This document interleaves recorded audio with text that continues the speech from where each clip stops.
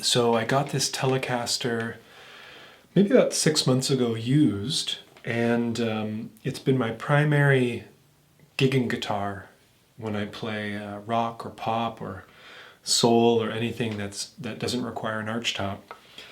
And today I'm going to endeavor to shim the neck. So I thought I'd film the entire thing in case it's of interest to other people. Why would one shim the neck? I guess that's the first question. These guitars have a bolt-on neck, as you can probably see here. And in order to achieve my desired action, which is the height of the strings from the tops of the fret, specifically the 12th fret, one would usually adjust these 3 brassed saddles, which are at the bottom. But I've already reached their capacity in how far low they can go. And for those of you that have this guitar at home, you may see that the actual hardware that fastens this piece onto the body of the guitar is directly underneath the saddle. So specifically with my low E string, that brass barrel can't go any further down. So if I want to get the action any lower, I'm going to have to remove the neck and install one of these shims that I just bought from StewMac. What I'll just talk about ever so briefly is that the action, which I'm going to be measuring at the 12th fret, is currently set up at about 5/64 of an inch on the bass side to 4/64 of an inch on the treble side.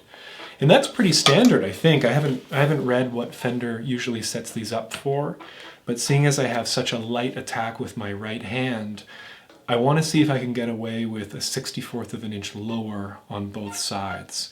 So my intent is to lower the full sort of system here by 1/64 of an inch, which is just a tiny little bit. So the neck comes off by unscrewing this plate at the back. And what you might learn is that if you try and do this with a regular flathead screwdriver, is that the screwdriver is too thick to fit into these bolts, these screws. So I went ahead and I bought StewMac's very expensive screwdriver, which I'll show you in a second. Actually, I'll go get that now. Okay, so here's the screwdriver, and it looks like a regular flathead screwdriver, but the tip of the screwdriver is quite thin, and when I hold it up to the guitar, it is pretty much a perfect fit into the strings. So that's looking good. So step one, let's take off the strings. I'm going to do this the quick way, quick but controlled. I'm going to loosen the tension on all the strings.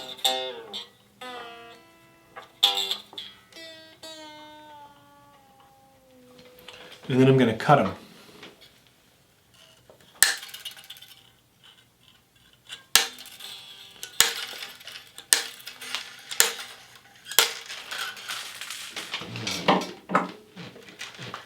Being careful not to let any of these strings damage the top of the guitar. I'll bring all 6 of the ends out through the tailpiece, through the back of the instrument, and then I'll throw them on the floor and unwind from the tuners. Okay, so that was pretty easy. The guitar now doesn't have any strings. Now I'll use the specialized screwdriver to loosen these bolts at the back. I've actually never done this before, so maybe a little bit risky, but I've got a feeling that everything will go exactly as planned. I probably should be doing this on my bench, but as I wanted to get it filmed, I'll just do it here instead. Okay, so these are coming off really nicely, actually.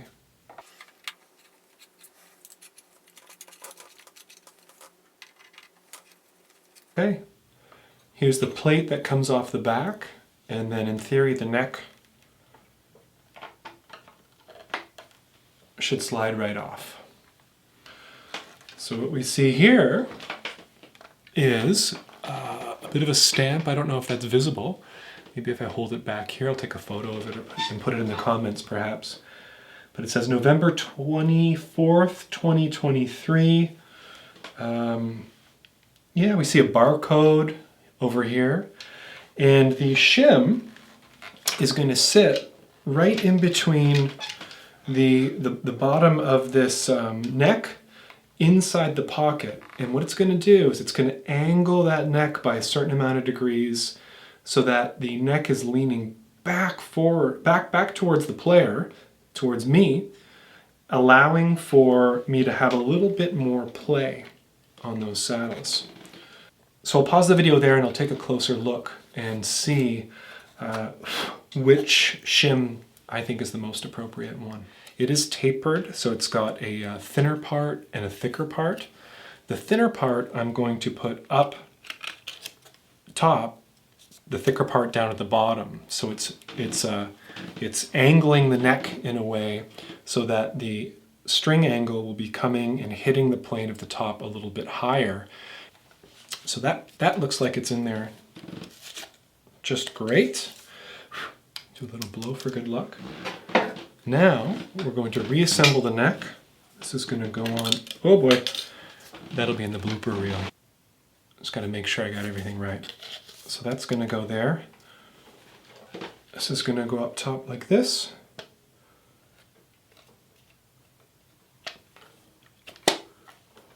There we go. We gotta love the Telecaster.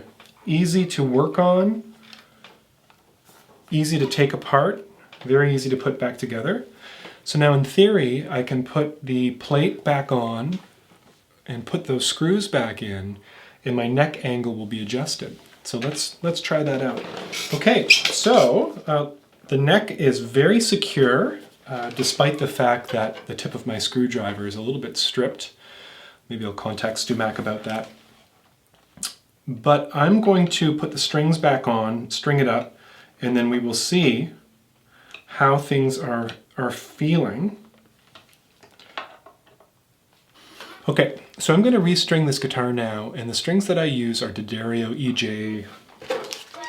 EJ. Actually, I don't know what model they are, but they're 11 on the top end to 49, so a little bit heavier than light gauge D'Addarios, I think. And we'll get them on there, I'll tune it up, and then I'll see what needs to happen. So I've got all the strings on, and what I'm realizing is that the strings are nearly touching the fingerboard because I've raised the entire neck inside of its pocket up just a very small amount. So that whole entire system has moved closer to the plane that the strings are making from the nut through to the saddle. So what I'm going to do is just take a second and do a very crude adjustment on these little screws that control the height of the brass barrels. I'm just going to kind of guess the radius, but eventually I'm going to use my radius gauge at 7.25. This is the specific radius of this guitar's fingerboard, and I'm going to match that radius down here. So we'll start with a crude adjustment, and then we'll get closer and closer.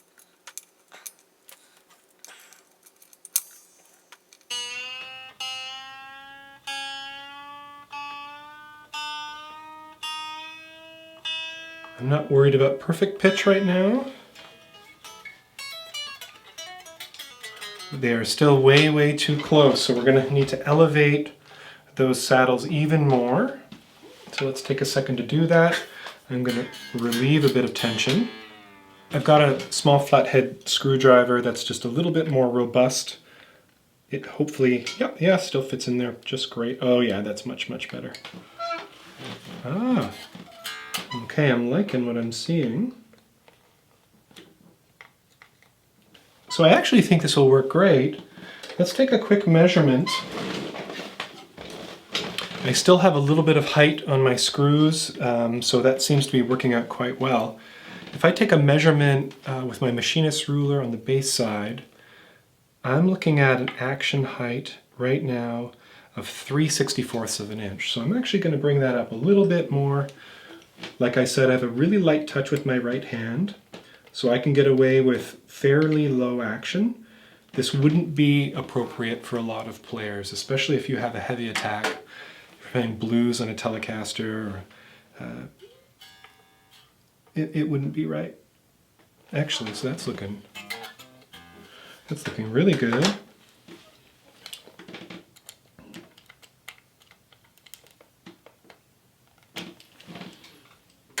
So let's just see how it sounds. The tuning may not be fully stable, but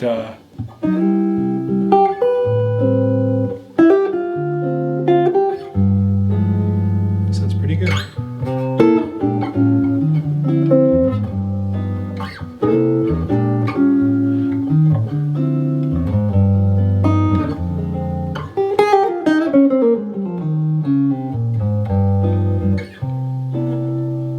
So it definitely feels more playable, and when I take my ruler to the guitar, oh boy, where did I put my ruler? I've lost my ruler, but I was successful in bringing the action down to basically 4/64 of an inch on the bass side to about 3/64 of an inch on the treble side, which is super low.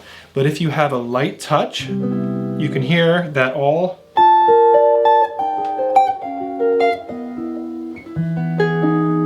those notes are actually coming through quite nicely.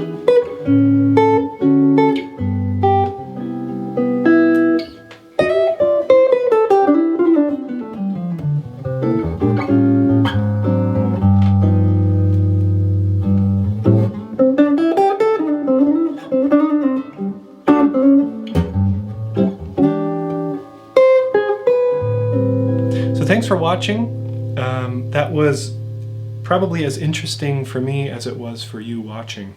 And you'll probably see a few videos of this guitar come out very soon.